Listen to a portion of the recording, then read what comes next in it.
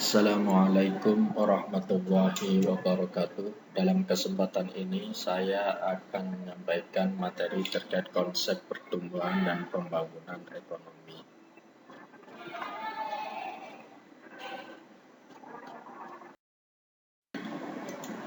Adapun standar kompetensi intinya adalah menghargai dan mengamalkan ajaran agama yang dianutnya, menunjukkan perilaku jujur, disiplin, tanggung jawab, peduli, gotong royong, kerjasama, toleran, damai, santun, responsif, dan proaktif sebagai bagian dari solusi atas berbagai permasalahan dalam berinteraksi secara efektif dengan lingkungan sosial dan alam, serta menempatkan diri sebagai cerminan bangsa dalam pergaulan dunia. Memahami, menerapkan, dan menganalisis pengetahuan faktual, konseptual, prosedural, dan metakognitif berdasarkan rasa ingin tahunya tentang ilmu pengetahuan, teknologi, seni, budaya, dan humaniora dengan wawasan kemanusiaan, kebangsaan, kenegaraan, dan peradaban terkait penyebab, fenomena, dan kejadian, serta menerapkan pengetahuan prosedural pada bidang kajian yang spesifik sesuai dengan bakat dan minatnya untuk memecahkan masalah. Mengolah, menalar, dan menyaji dalam ranah konkret dan ranah abstrak terkait dengan pengembangan dari yang dipelajarinya di sekolah secara mandiri, bertindak secara efektif dan kreatif, serta mampu menggunakan metode sesuai kaidah keilmuan.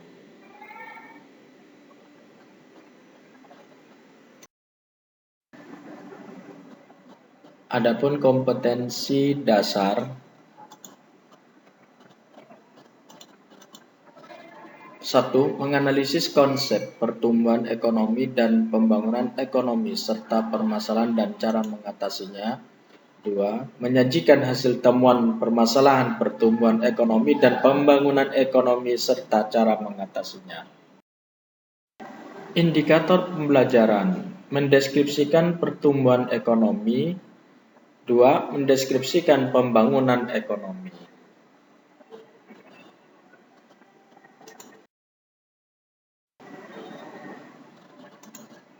Tujuan pembelajaran: 1. Siswa dapat mendeskripsikan pertumbuhan ekonomi. 2. Siswa dapat mendeskripsikan pembangunan ekonomi. 3. Siswa mempunyai karakter kerja keras, rasa ingin tahu, dan tanggung jawab.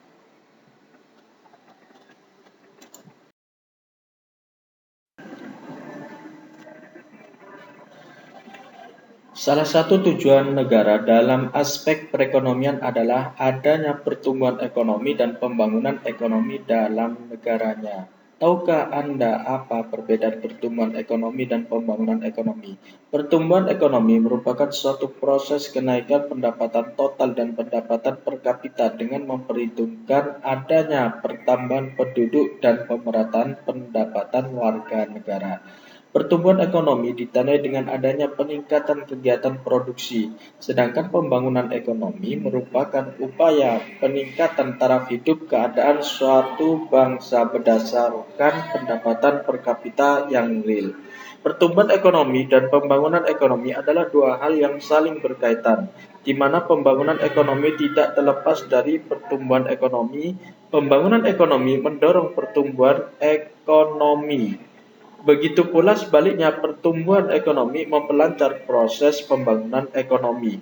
Pembangunan ekonomi yang berjalan lancar menunjukkan pertumbuhan ekonomi yang baik pula. Namun perlu diketahui, dalam proses pembangunan ekonomi, terdapat berbagai kendala atau masalah yang mungkin dialami oleh setiap negara, sehingga setiap negara memiliki kebijakannya masing-masing untuk mengatasi kendala tersebut. Pelajarilah materi berikut dengan sungguh-sungguh untuk lebih memahami tentang konsep pertumbuhan dan pembangunan ekonomi.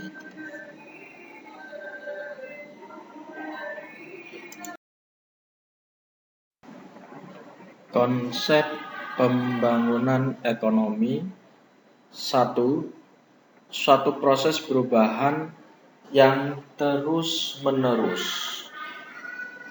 2. Mengakibatkan perubahan sosial masyarakat sebagai akibat dari pembangunan ekonomi. 3. Berupaya meningkatkan gross national product per kapita. 4. Ekonomi berlangsung dalam waktu yang panjang.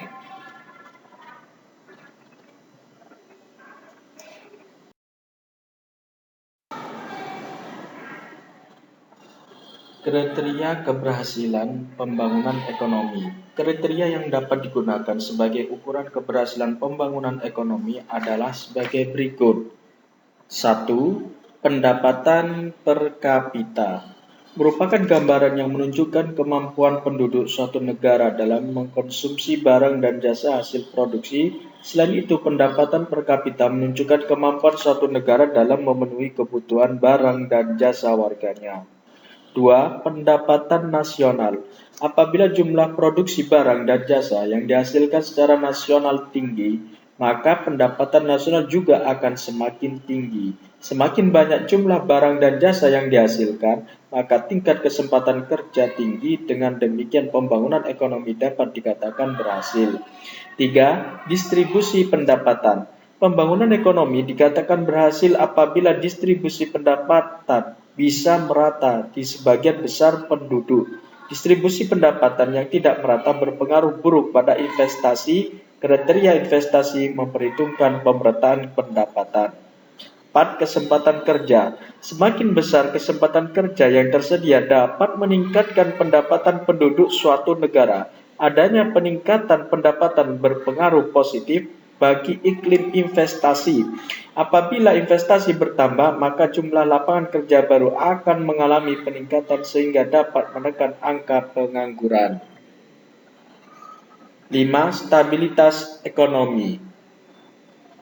Perekonomian yang stabil meliputi tingkat pendapatan, kesempatan kerja, serta pengaruh harga terhadap pasar produk dalam negeri.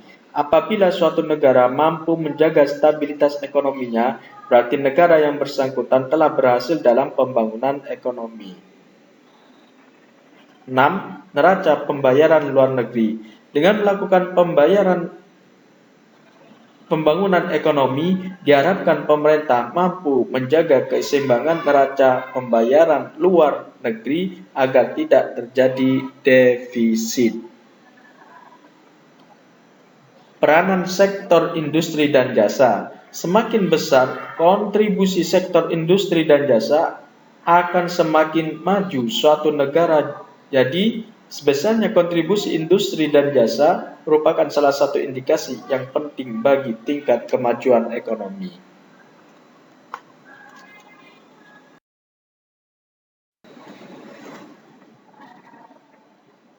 Faktor-faktor yang mempengaruhi pertumbuhan ekonomi. 1. Sumber daya alam. Kekayaan alam suatu negara meliputi luas dan kesuburan tanah, keadaan iklim dan cuaca, jumlah dan jenis hutan, hasil laut yang dapat diperoleh, jumlah dan jenis kekayaan barang tambang yang tersedia. Apabila suatu negara mempunyai kekayaan alam yang lebih banyak dan melimpah, akan mempunyai kesempatan yang besar untuk mencapai pertumbuhan ekonomi yang lebih baik daripada negara lain yang miskin sumber daya alam. 2. Sumber daya manusia. Jumlah penduduk semakin bertambah dari waktu ke waktu. Jumlah penduduk yang banyak merupakan salah satu modal yang besar dalam pembangunan. Jumlah penduduk yang banyak saja tidak cukup sebagai modal, tetapi harus diikuti pula dengan kualitas penduduk yang tinggi dan baik. Jika kualitas penduduk baik, maka akan didapat tenaga kerja yang berkualitas pula. Dengan tenaga kerja yang berkualitas, maka produktivitas akan meningkat. 3. Teknologi dan modal. Perkembangan barang-barang modal dan tingkat teknologi harus seiring sejalan. Apabila barang-barang modal saja yang bertambah sedangkan tingkat teknologi tidak berkembang, maka kemajuan yang akan tercapai adalah jauh lebih rendah daripada yang dicapai pada saat ini. Kemajuan tingkat teknologi mempunyai efek positif dalam pertumbuhan ekonomi sehingga pertumbuhan ekonomi menjadi lebih cepat. 4. Faktor budaya. Masyarakat tradisional berbeda dengan masyarakat modern dalam menyikapi suatu perubahan. Masyarakat tradisional cenderung bersikap menolak dan masa bodoh terhadap perubahan. Hal ini menjadi salah satu faktor penghambat pertumbuhan ekonomi. Masyarakat modern justru bersikap sebaliknya. Mereka lebih bersikap terbuka dan menerima perubahan tersebut dengan sikap yang optimis dan antusias, bahwa dengan perubahan dan perkembangan mereka dapat memenuhi kebutuhan hidupnya dengan baik. 5. luas pasar atau pangsa pasar. Untuk mencapai pertumbuhan ekonomi yang baik, maka barang-barang yang telah diproduksi harus dipasarkan kepada konsumen dengan pangsa pasar yang tepat. Semakin luas dan tepat pangsa pasar yang dituju, maka semakin banyak kesempatan untuk membuat pertumbuhan ekonomi berjalan dengan baik.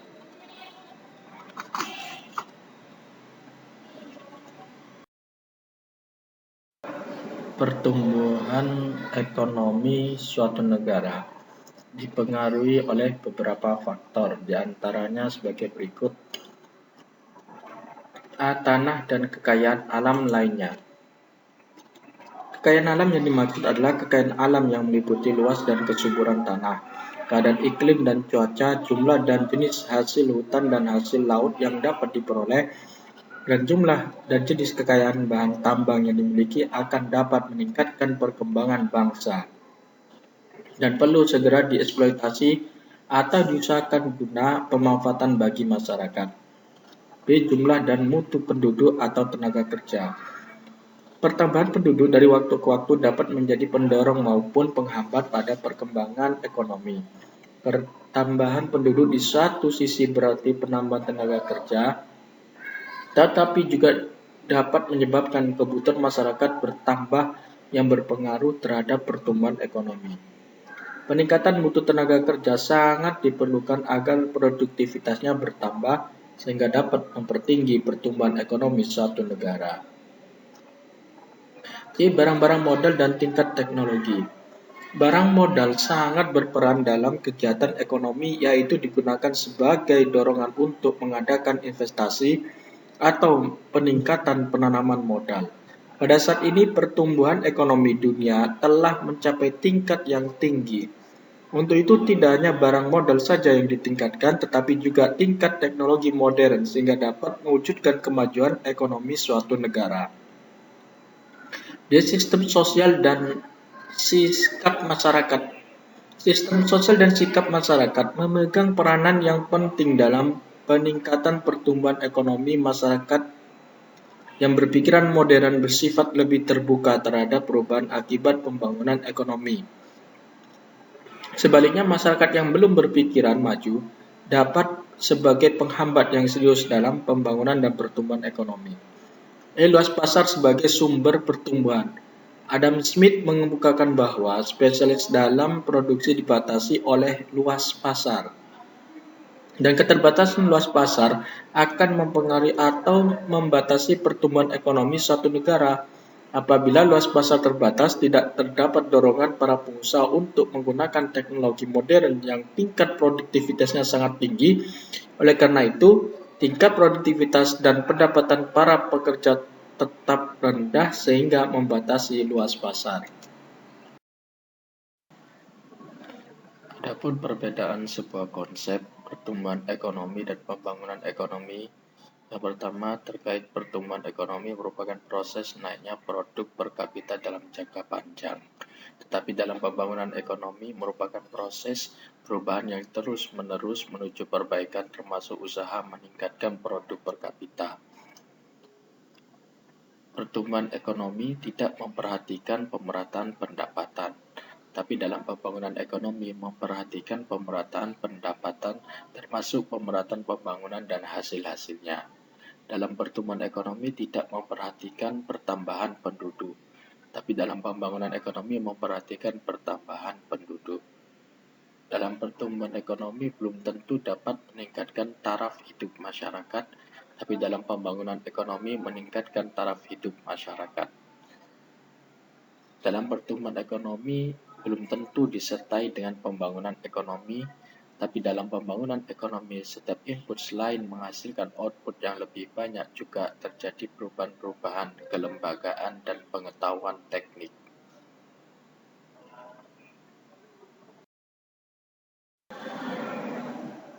Masalah dan hambatan pembangunan ekonomi di negara berkembang adalah sebagai berikut. A. Laju pertambahan penduduk yang tinggi.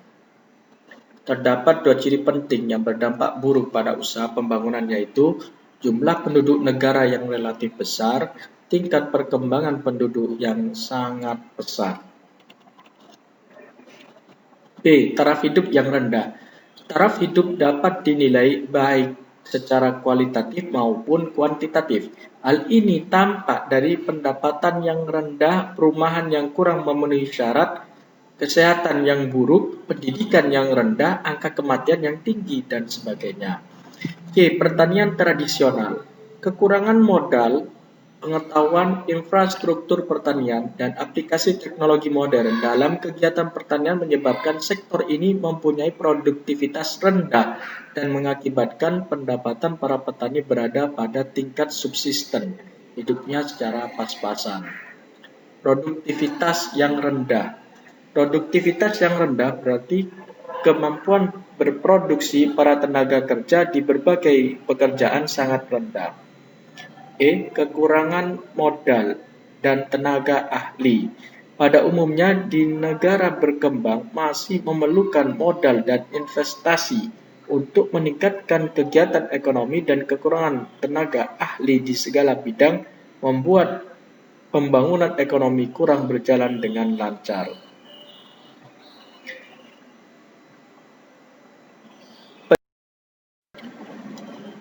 Pertumbuhan ekonomi, economic growth, adalah perkembangan kegiatan dalam perekonomian yang menyebabkan barang dan jasa yang diproduksi dalam masyarakat bertambah dan kemakmuran masyarakat meningkat dalam jangka panjang.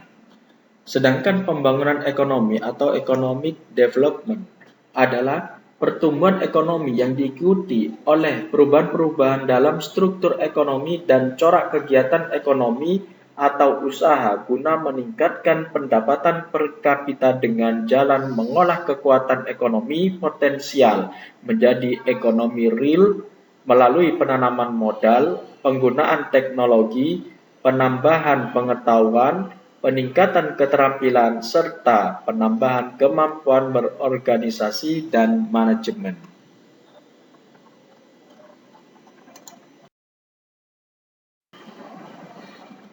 Teori pertumbuhan ekonomi.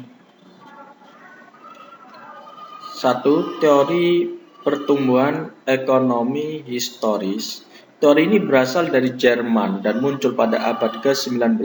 Tokoh utama mazhab ekonomi historis adalah Friedrich List, Bruno Hildebrand, Karl Popper, dan Walt Whitman Rostow. Menurut mazhab ini, pembangunan ekonomi berdasarkan pengalaman sejarah tentang tahap-tahap perkembangan ekonomi suatu negara. 1. Friedrich List. Menurut F. List dalam bukunya Das National System der Politischen Ökonomie tahun 1841, perkembangan ekonomi sebenarnya tergantung pada peranan pemerintah, organisasi swasta, dan lingkungan kebudayaan. F. List berpendapat bahwa kemajuan perekonomian suatu masyarakat diukur menurut kemajuan teknik atau cara produksinya. Menurut Friedrich List, perkembangan ekonomi dibagi melalui beberapa fase, yaitu A. Masa berburu atau mengembara. Pada masa ini peradaban masih sangat sederhana, manusia memenuhi kebutuhan hidupnya tergantung pada alam. Mereka hidup secara kelompok dan berpindah-pindah dari suatu daerah ke daerah yang lainnya yang dapat memberikan kehidupan bagi mereka. B. Masa berternak dan bertani. Pada masa ini mereka mulai hidup menetap, bercocok tanam, dan beternak. Mereka melalui menanam jenis tumbuhan yang mereka dapatkan dari tempat lain dan mulai mencoba memelihara hasil buruannya yang masih hidup sehingga tidak sepenuhnya tergantung pada alam. C. Masa bertani dan kerajinan. Pada masa ini peradaban mulai meningkat sehingga kebutuhan mereka bertambah. Meningkatnya kebutuhan ini mendorong mereka untuk berusaha memperluas lahan pertanian, berusaha membuat kerajinan-kerajinan tangan untuk mengisi waktu senggangnya setelah bertani. D. Masa kerajinan industri dan perdagangan.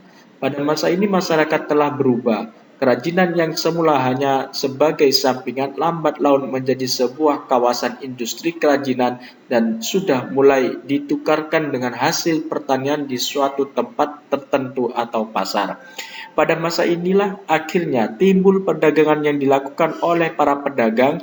Kehidupan masyarakat berkembang dengan adanya pertanian, industri, dan perdagangan.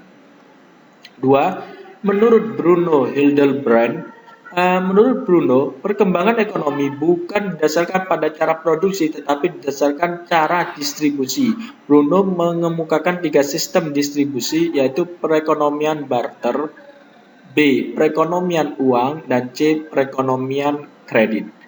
3. Carl Butcher. Carl Butcher, pertumbuhan ekonomi masyarakat dilihat dari hubungannya antara produsen dan konsumen dalam mendistribusikan hasil produksinya sampai ke tangan konsumen. Carl Butcher memberi perkembangan perekonomian ke dalam rumah tangga tertutup. Kehidupan masyarakat pada masa ini, proses pertukaran belum ada. Masyarakat menghasilkan barang terbatas hanya untuk lingkungannya sendiri, produksi untuk kebutuhan sendiri. B. Rumah tangga kota. Pada rumah tangga kota, pertukaran sudah meluas. Masyarakat mulai mengenal pertukaran hasil produksi. Hasil produksi kota biasanya dikerjakan dalam bentuk gilda, yaitu suatu ikatan di antara para produsen sejenis. Hubungan antara para pekerja dan pimpinan masih bersifat kekeluargaan. Produksinya pun dikerjakan atas dasar pesanan. C. Rumah tangga bangsa. Rumah tangga bangsa atau perekonomian nasional di mana peran pedagang menjadi semakin penting. Produksi tidak lagi didasarkan atas pesanan, tetapi sudah berorientasi untuk mendapatkan keuntungan. Di dalam rumah tangga bangsa, sistem gilda sudah hilang. D. Rumah tangga dunia. Di dalam rumah tangga dunia, ruang lingkup pasar mencakup pasar internasional. Sistem perekonomian tidak terbatas hanya di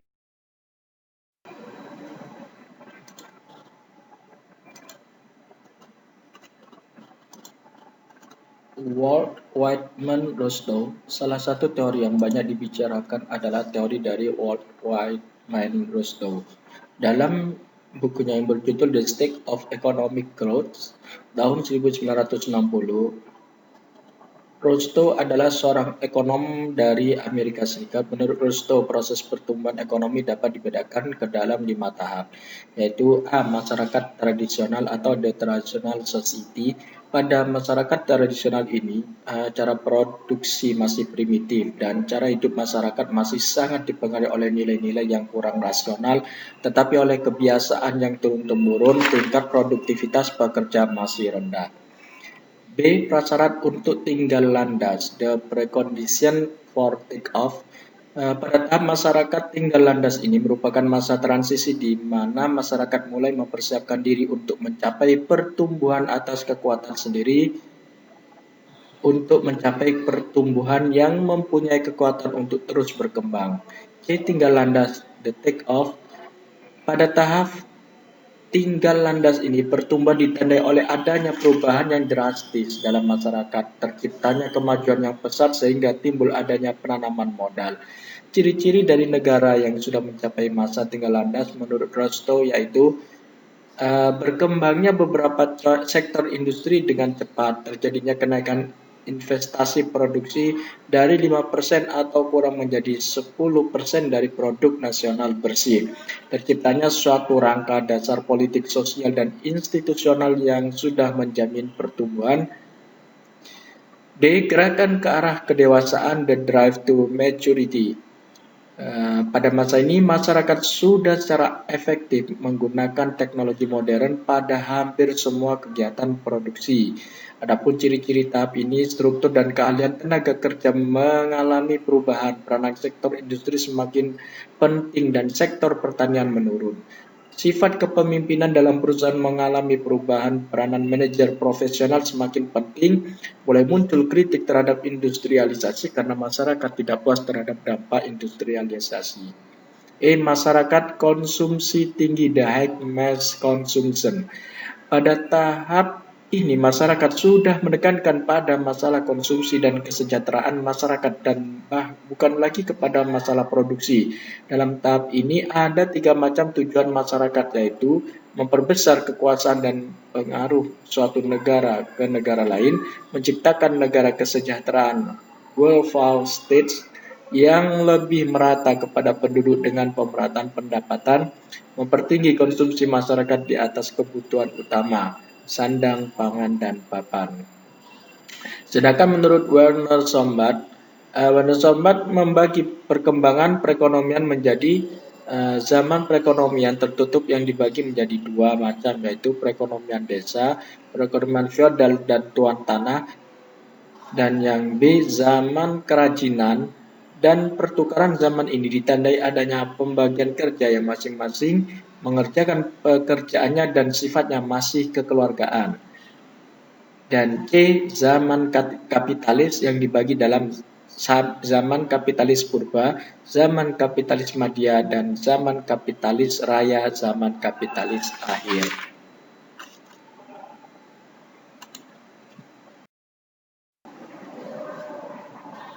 Teori pertumbuhan ekonomi klasik. Tokoh dari teori klasik adalah Adam Smith dan David Ricardo. Adam Smith dari 1723 Masehi sampai 1790 Masehi. Adam Smith selain merupakan ekonom pertama yang banyak menumpahkan perhatian kepada masalah ekonomi, juga terkenal sebagai pelopor pembangunan ekonomi dan kebijakan laissez-faire.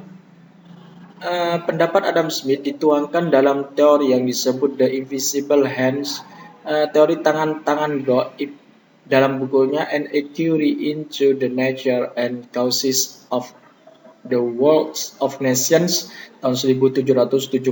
Ia mengemukakan tentang proses pertumbuhan ekonomi jangka panjang secara sistematis. Proses pertumbuhan ekonomi menurut Adam Smith dibedakan menjadi dua aspek utama pertumbuhan ekonomi, yaitu pertumbuhan output total dan pertumbuhan penduduk. Adapun pertumbuhan output total, menurut Adam Smith ada tiga unsur pokok sistem produksi, yaitu sumber daya alam yang tersedia, faktor produksi tanah, sumber daya manusia, jumlah penduduk, dan stok barang modal. Menurut Smith, jika sumber daya alam ini belum digunakan sepenuhnya, maka jumlah penduduk dan persediaan barang modal yang ada memegang peranan dalam pertumbuhan output. Akan tetapi jika semua sumber daya alam tersebut telah digunakan secara penuh, maka pertumbuhan output tersebut akan berhenti. Sumber daya manusia, jumlah penduduk akan menyesuaikan diri dengan kebutuhan akan tenaga kerja dari suatu masyarakat dalam proses pertumbuhan output. Persediaan barang modal, menurut Smith, mempunyai peranan yang sangat penting dalam proses pertumbuhan output dan merupakan unsur produksi yang sangat menentukan tingkat output. Adam Smith adalah menganjur laissez-faire dan free trade. Menurut Smith, potensi dasar akan dapat dicapai secara maksimum jika setiap warga masyarakat diberi kebebasan seluas-luasnya untuk melakukan kegiatan ekonominya. Namun demikian, jika pasar tidak tumbuh secepat pertumbuhan modal, maka tingkat keuntungan akan segera merosot dan akhirnya akan mengurangi gairah para pemilik modal untuk melakukan akumulasi modal, dan dalam jangka panjang tingkat keuntungan akan menurun yang akhirnya akan mencapai tingkat keuntungan minimal. Pertumbuhan penduduk. Menurut Adam Smith, jumlah penduduk akan meningkat jika tingkat upah yang berlaku lebih tinggi dari tingkat upah subsisten, tingkat upah yang pas-pasan untuk hidup. Jika tingkat upah di atas tingkat subsisten, maka jumlah kelahiran akan meningkat karena orang-orang akan kawin muda. Sebaliknya, jika tingkat upah lebih rendah dari tingkat upah subsisten, maka jumlah penduduk akan menurun.